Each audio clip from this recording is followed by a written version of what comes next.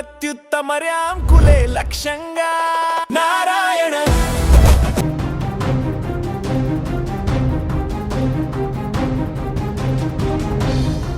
ప్రపంచ పెద్దన్న అమెరికా అధ్యక్షుడు Donald Trump పారిపోయేటువంటి పరిస్థితి ఏర్పడింది. ప్రపంచంలోనే అత్యంత శక్తివంతమైన వ్యక్తి, అత్యున్నత భద్రతా వలయంలో ఉండే అమెరికా అధ్యక్షుడు తన ప్రాణాలను కాపాడుకోవడానికి ఒక విమానాశ్రయంలోని క్యాటరింగ్ ట్రక్లో దాక్కొని దొంగచాటుగా మరొక విమానం ఎక్కవలసి వచ్చిందంటే ఖచ్చితంగా ఇది ప్రపంచవ్యాప్తంగా ఇప్పుడు సంచలనంగా మారింది. ఇదేదో యాక్షన్ థ్రిల్లర్ సినిమానో లేకుంటే రీసెంట్గా నిజంగా జరిగినటువంటి ఏదైనా ఆపరేషన్ కూడా కాదు. టార్గెట్ అమెరికా అధ్యక్షుడు డొనాల్డ్ ట్రంప్. ఆయన్ని గాల్లోనే పేల్చేస్తామంటూ వచ్చిన ఒక భయంకరమైనటువంటి బెదిరింపుతో అమెరికా సీక్రెట్ సర్వీస్ రంగంలోకి దిగి చేసిన అతిపెద్ద కవరప్ ఆపరేషన్ ఇది. అసలు ట్రంప్ ఫ్లైట్లో కాకుండా క్యాటరింగ్ ట్రక్కులో ఎందుకు పారిపోవాల్సి వచ్చింది? తనతో పాటు వచ్చిన జర్నలిస్టులను ప్రాణాపాయంలో ఎందుకు వదిలేశారు? ఈ ఒళ్ళు గగుర్లు పొడిచేటువంటి విషయాలు ఇప్పుడు ట్రెండింగ్గా మారాయి. ఈ ఏడాది జూలైలో తుర్కీ రాజధాని అంకారాలో నాటో సదస్సు జరిగింది. ఈ సదస్సుకు ట్రంప్ హాజరయ్యారు. అయితే అమెరికాకు ఇరాన్కు మధ్య పచ్చగడ్డి వేస్తే బగ్గుమనేలా శత్రుత్వం ఉందన్న విషయం కూడా మనందరికీ తెలిసిందే. చాలాసార్లు అమెరికా అధ్యక్షుడిని ట్రంప్ను చంపేస్తామంటూ ఇరాన్ బహిరంగంగానే ప్రకటించుకున్నటువంటి పరిస్థితులను కూడా చూసాం. ఇలాంటి సందర్భంలో నాటో సదస్సుకు వెళ్ళినటువంటి అమెరికా అధ్యక్షుడు తిరుగు ప్రయాణం అయ్యేటువంటి సమయానికి అమెరికా మరియు ఇరాన్ పూర్తిగా ఇప్పుడు ఒక సంచలనాత్మకమైనటువంటి నిర్ణయం తీసుకుంది. ఈ ముప్పు గురించి తెలియగానే అమెరికా సీక్రెట్ సర్వీస్ ఒక మాస్టర్ ప్లాన్ వేసింది. అదే ది డెకాయిట్ ఆపరేషన్. షెడ్యూల్ ప్రకారం ట్రంప్ అంకారా ఎయిర్పోర్టుకు చేరుకున్నారు. ప్రపంచం మొత్తం చూస్తుండగా కెమెరాలకు ఫోజులు ఇస్తూ ఎయిర్ ఫోర్స్ 1 విమానం మెట్లెక్కారు. కానీ అసలు ట్విస్ట్ అక్కడే ఉంది. ట్రంప్ ఆ విమానం ఎక్కిన కొన్ని నిమిషాలకే విమానం మరొక వైప్ డోరుకు ఆ యొక్క విమానాశ్రయ క్యాటరింగ్ ట్రక్కును తీసుకువచ్చారు. ఆ ట్రక్ సాయంతో ట్రంప్ను ఆయన ముఖ్య అనుచరులను చాలా రహస్యంగా ఎయిర్ ఫోర్స్ 1 నుంచి కిందకు దించేశారు. ఎవరు చూడకుండా ఆ ట్రక్ను నేరుగా తీసుకువెళ్ళి ఎయిర్పోర్ట్లో మరొక చోట ఉన్న C-32A అనేటువంటి ఒక చిన్న సైనిక విమానం దగ్గర ఆపారు. ఆ విధంగా ట్రంప్ సైలెంట్గా చిన్న విమానంలోకి మారిపోయి అక్కడి నుంచి బ్రిటన్కు వెళ్ళిపోయారు.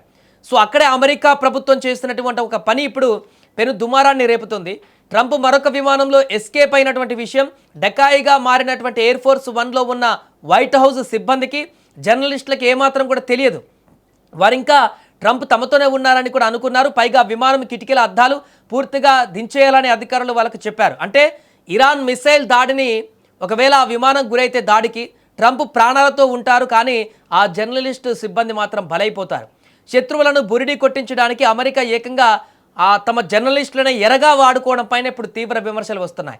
అమాయకులను ఇలా ప్రాణాపాయంలోకి నెట్టడం అమెరికా చట్టాల ప్రకారం ఉల్లంఘన అంటూ కూడా ఇప్పుడు నిపుణులు మండిపడుతున్నారు.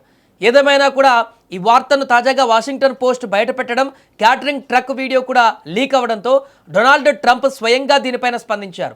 ఆయన ఏమన్నారంటే, అవును, ఆ రోజు నేను వేరే విమానానికి మారాను, సీక్రెట్ సర్వీస్ నన్ను అలా చేయమన్నారు, నా ప్రాణాలకు ఏదో ముప్పు ఉందని వారు చెప్పారు, నేను వివరాలు అడగకుండా వాళ్ళు చెప్పింది చేశానని కూలుగా సమాధానం ఇచ్చారు. అంతేకాదు, ప్రభావశీలురైన అధ్యక్షులకు ఎప్పుడు కూడా ఇలాంటి ముప్పులు పొంచే ఉంటాయి, ప్రాధాన్యత లేని వాళ్ళనైనా ఎవరు టార్గెట్ చేయరు, బహుశా నేను అత్యంత ప్రభావశీల అధ్యక్షుడిని కాబట్టి నాకు ఇలాంటి బెదిరింపులు వస్తుంటాయి, నేను రిస్కుల గురించి భయపడను, ఏదైతే అది అవుతుంది అంటూ తనదైనటువంటి శైలిలో కామెంట్ చేశారు. పైగా జర్నలిస్టులు ఉన్న పెద్ద విమానం కన్నా తాను ప్రయాణించిన చిన్న సైనిక విమానానికే అసలైన ముప్పు ఉండి ఉంటుందని కూడా ట్రంప్ వాదించారు. నిజానికి 2000 సంవత్సరంలో పాకిస్తాన్ పర్యటనలో అప్పటి అధ్యక్షుడు బిల్ క్లింటన్ కూడా ఇలాగే డెకాయ్ విమానాన్ని వాడారు. కానీ అప్పుడు కనీసం జర్నలిస్టులకైనా ఆ విషయం ముందే హింట్ ఇచ్చారు. కానీ ట్రంప్ విషయంలో ఎవరికి చెప్పకుండా ఇలా ప్రాణాలతో చెలగాటమాడడం అనేది ఇప్పుడు హాట్ టాపిక్గా మారింది.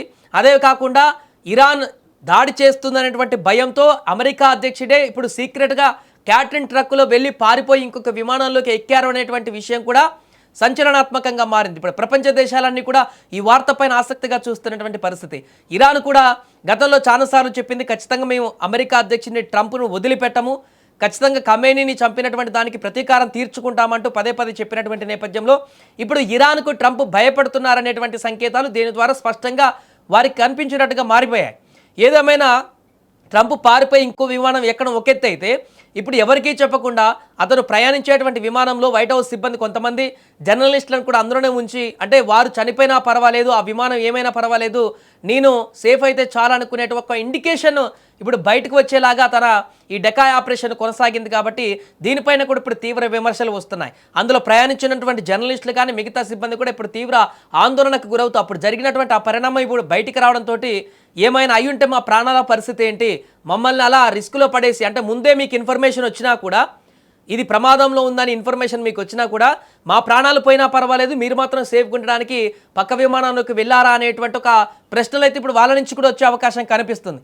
ఏదేమైనా ప్రస్తుతము అమెరికా అధ్యక్షుడు క్యాటరిన్ ట్రక్లో పారిపోయి ఇంకొక విమానంలో ఎక్కారు, ఇరాన్ యొక్క థ్రెట్ ఉందనేటువంటి అంశంతో అనేది ఇప్పుడు ఒక్కసారిగా వైరల్గా మారింది.